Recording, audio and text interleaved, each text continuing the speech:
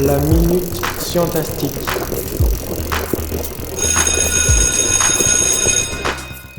Froid, collant, doux, visqueux, dur, mou, qui nous permet de percevoir. C'est notre peau. Débutons par une brève description.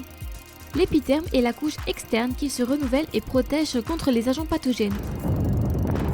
Le derme est la couche inerte qui contient des vaisseaux sanguins. L'hypoderme est la couche la plus profonde, les nerfs et récepteurs tactiles. Ce sont les récepteurs tactiles qui assurent le rôle du toucher. Nous en avons plusieurs types, chacun dédié à une sensation particulière.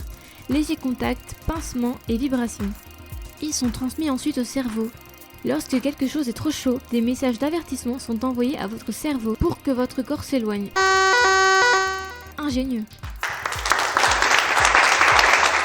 La présence et l'emplacement des différents types de récepteurs rendent certaines parties du corps plus sensibles.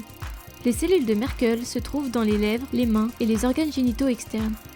Les corpuscules de Messner sont quant à eux dans les doigts, les mamelons et la plante des pieds.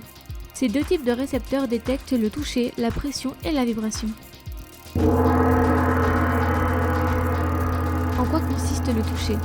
Le toucher, aussi appelé tact ou taction, est l'un des sens indispensables pour la survie et le développement des êtres vivants, pour l'exploration, la reconnaissance et la découverte de l'environnement. D'ailleurs, chez le fœtus humain, c'est le premier des 5 sens à se développer, même s'il ne s'agit pas d'un sens indépendant des autres.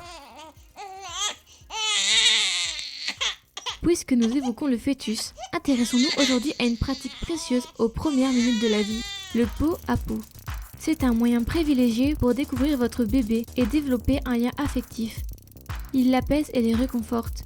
Il suffit de placer votre bébé simplement vêtu d'une couche directement sur votre poitrine et de le recouvrir d'une couverture. Le contact peau à peau peut également faciliter l'allaitement s'il est fait sur la poitrine de maman.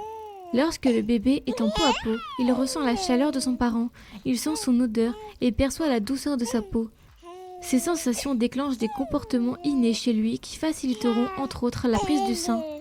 Chez la mère, ces mêmes sensations déclenchent la production d'ocytocine.